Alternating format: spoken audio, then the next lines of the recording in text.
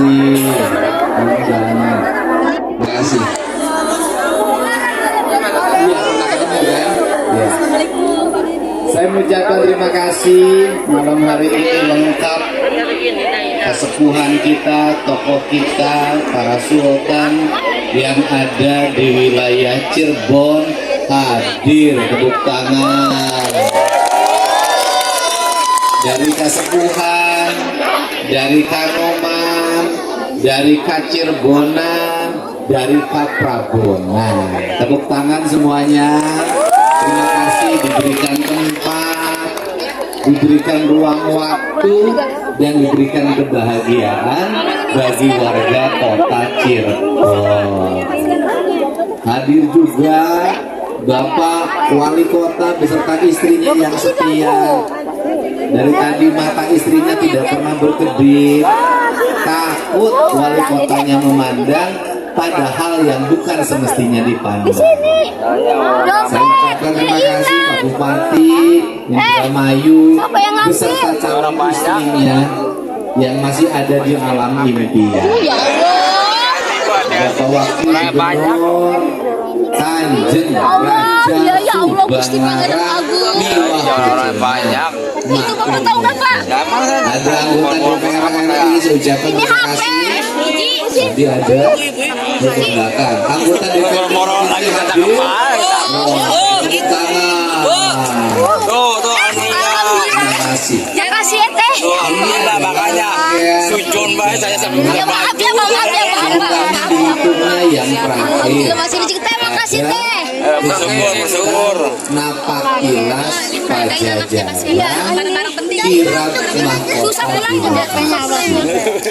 nanti malam minggu kita akan mengikuti kegiatan di Bandung kirap mahkota birokrasi keliling kota Bandung. Malam Seninnya memang ada internal, tidak ada drama kolosal. Yang paling utama bukan untuk membangun cerita masa lalu, tetapi yang disampaikan adalah membangun jembatan masa lalu dan masa depan. Karena banyak di antara kita hari ini ngomongin masa depan, gak ngerti sejarah masa lalu. Banyak orang juga yang hanya cerita masa lalu, tidak mau bicara masa depan. Saya mengambil dua-duanya. Masa lalu adalah histori, masa lalu adalah filosofi, masa lalu adalah ideologi, masa depan adalah tantangan yang harus diwujudkan. Tak ada negara besar yang besar negaranya menjadi kekuatan besar dan terbesar, negara yang tidak terikat terhadap masa lalunya. Hari ini kita bisa melihat ada negara yang begitu kokoh di embargo 42 tahun tapi tidak sedikit pun bergeming. Kenapa? Dia punya historical, punya emosional, dan punya sebuah cerita yang membangun heroisme bangsanya untuk menghadapi tantangan yang makin besar. Jawa Barat itu punya kekayaan budaya yang luar biasa. Bukan hanya cerita kesenian, tetapi kita pun juga punya cerita. Banyak orang yang bercerita Pajajaran itu mimpi, mengambil cerita sejarah dari cerita pantun Pajajaran. Tetapi Pajajaran itu adalah fakta. Faktanya apa? Bukan hanya batu tulis, bukan hanya mahkota birokrasi, tapi sampai hari ini masih berdiri kokoh. Gapura-gapura, keraton-keraton, keturunannya masih ada, genetikanya masih ada, nyalurnya ke Prabu Siliwangi. Artinya Pajajaran itu memang ada dan tidak akan pernah pudar dimakan oleh zaman. Saya ini kenapa selalu menangis? Karena ketika saya menjabat wakil bupati tahun 2003 di Purwakarta pada usia 30 tahun, usia batas minimal menjadi seorang wakil bupati, saya mulai membangun narasi tentang Pajajaran anyar. Saya membangun cara berpikir bagaimana membangun daerah itu dengan kekuatan Tritangtu Dibuana, Rama, Resi, Ratu.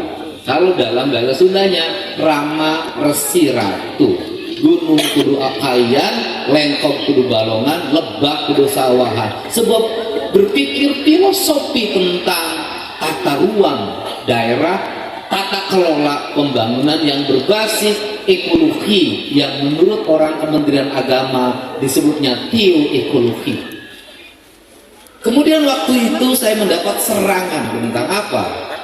Kemusyrikan, kembali ke zaman batu, ketinggalan zaman, cara berpikir yang setiap hari diserang oleh berbagai orang. Saya sempat beberapa kali diperiksa di Polda Jabar, beberapa kali saya diperiksa secara terus-menerus karena saya dianggap sesat cara berpikirnya. Padahal saya lagi memperjuangkan bahwa tidak ada kemajuan dengan kehancuran. Kemajuan hanya akan dibangun dengan kehidupan. Kehidupan itu adalah pembangunan itu harus menghidupkan, bukan mematikan. Karena harus menghidupkan, maka dalam kaidahnya disebut dengan pembangunan berkarakter. Manunggalnya manusia dengan tanahnya, dengan airnya, dengan udaranya, dengan cahayanya, yang itu melahirkan ajaran Tritangtu Dibuana, papat kalimat pancer, yang di Bali disebutnya Trihite Karana.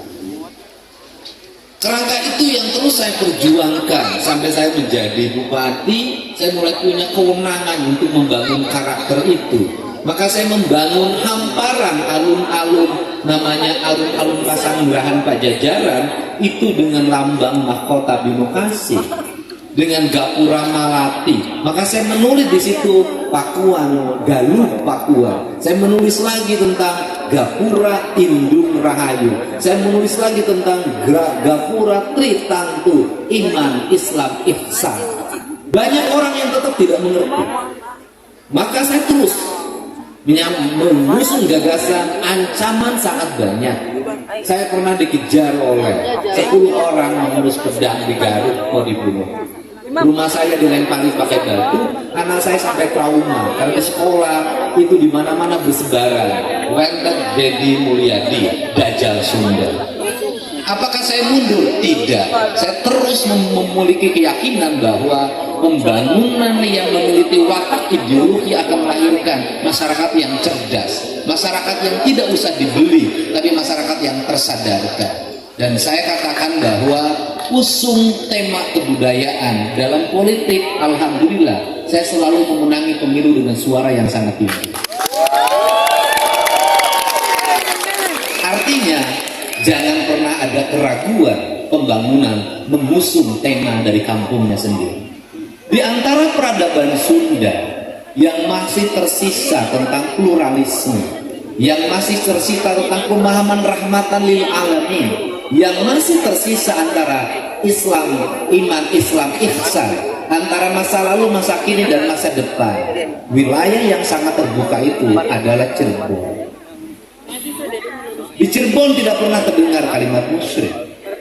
Di Cirebon tidak pernah terdengar kalimat kafir dan mengkafirkan.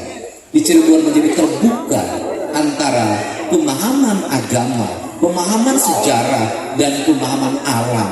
Maka Cirebon sesungguhnya adalah mini pluralisme Indonesia. Kalau dalam bahasanya para pakar, Cirebon mengajarkan tentang Islam inklusif. Kenapa itu terjadi? Karena disinilah yang original tentang ajaran kewalian. Disinilah wali mengajarkan tentang jati diri.